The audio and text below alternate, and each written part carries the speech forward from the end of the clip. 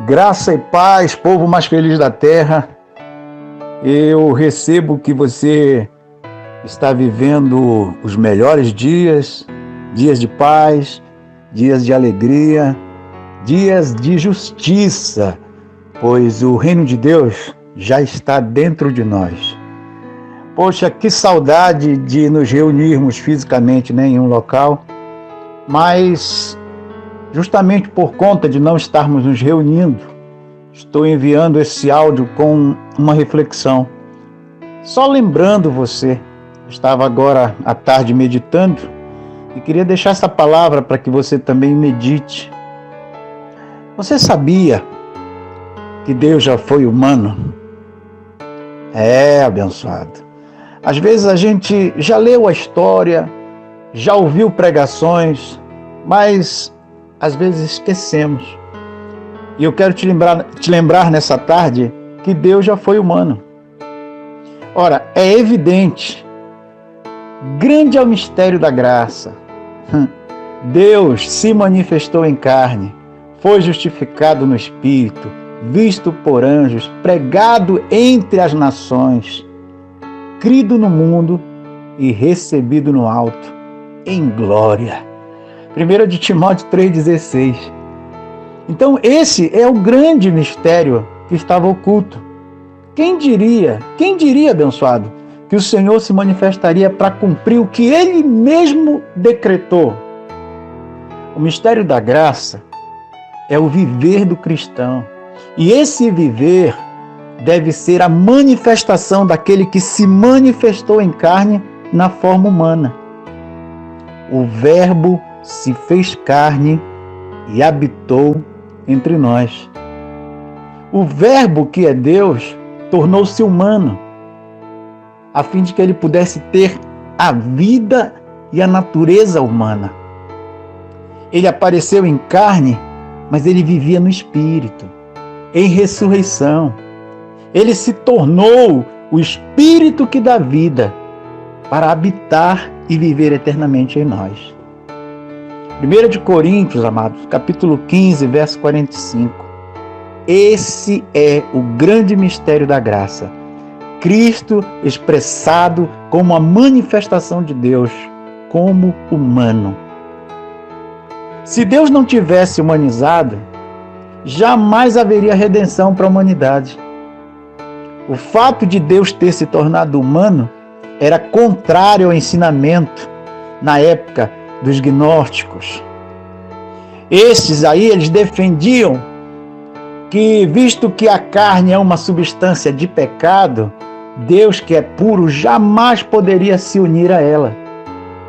O Verbo, mediante a sua encarnação, não somente introduziu Deus na humanidade, mas também tornou-se um tabernáculo para Deus, como sua habitação na terra entre os homens. Graça é Deus como nosso desfrute. A verdade é Deus tornando-se real para nós. 2 de Coríntios, capítulo 5, verso 21. Aquele que não conheceu o pecado, ele se fez pecado por nós, para que nele nos tornássemos justiça de Deus. Abba, Pai! Que maravilha compreender as coisas profundas e ocultas que o Altíssimo ordenou e preparou para nós e poder participar delas. Sabe, exige que não somente creiamos nele, mas que também o amemos. Irmãos, eu vim aqui lembrar que precisamos amar a Deus acima de todas as coisas. Veja a sabedoria divina. Em se ocultar num corpo humano para se tornar o Cordeiro que tirou o pecado do mundo. Não esqueça, Jesus não vai tirar, ele já tirou o pecado do mundo. João 1, 29. 2 Coríntios 5, 19.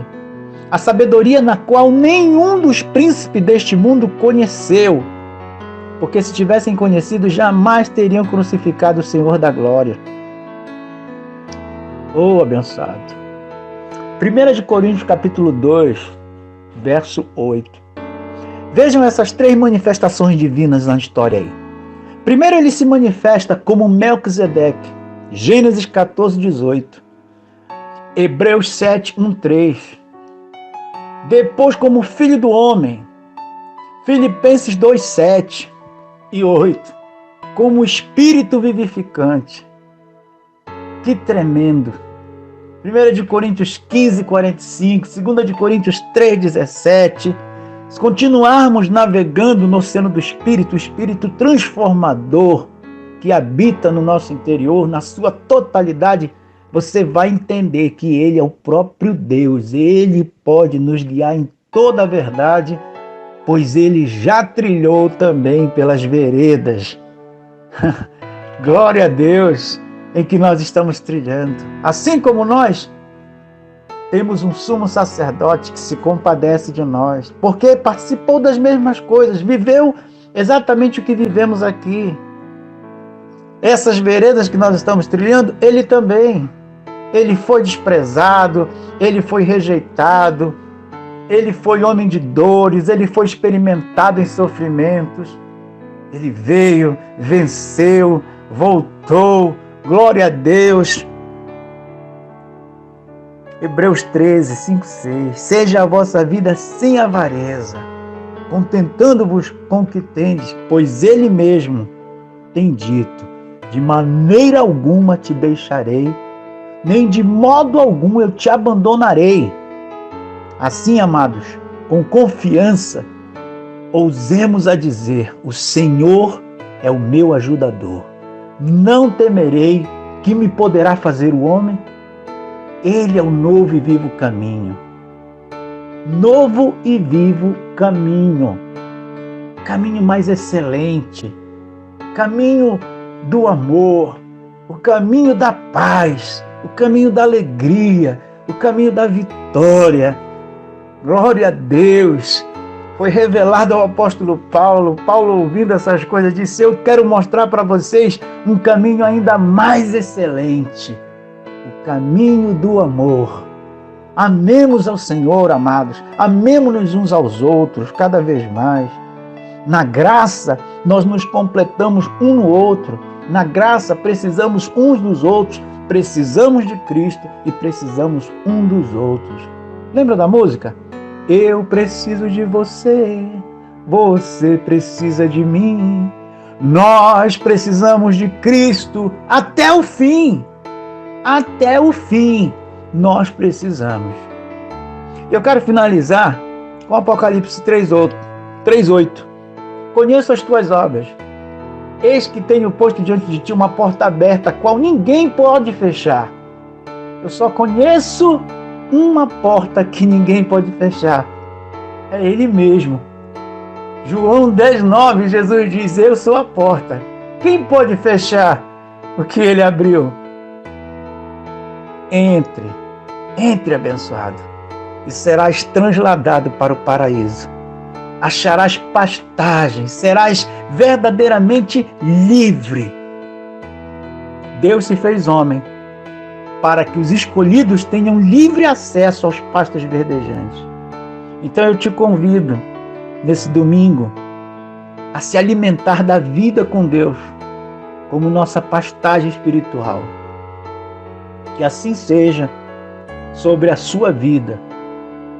Você que é pai, você que é mãe, leve seus filhos a amarem a Deus, a conhecerem a Jesus. Pois Ele disse: aprendam de mim e vocês encontrarão descanso, repouso para as vossas almas. Melhor tarde, abençoados, uma tarde cheia de graça, uma noite maravilhosa deste amigo, embaixador da graça de Deus, dom pastoral sendo exercitado para a glória do Senhor. Bendito vocês são e bendita é a casa de vocês. Até a próxima. Em nome de Jesus, nosso Rei. Graça e paz.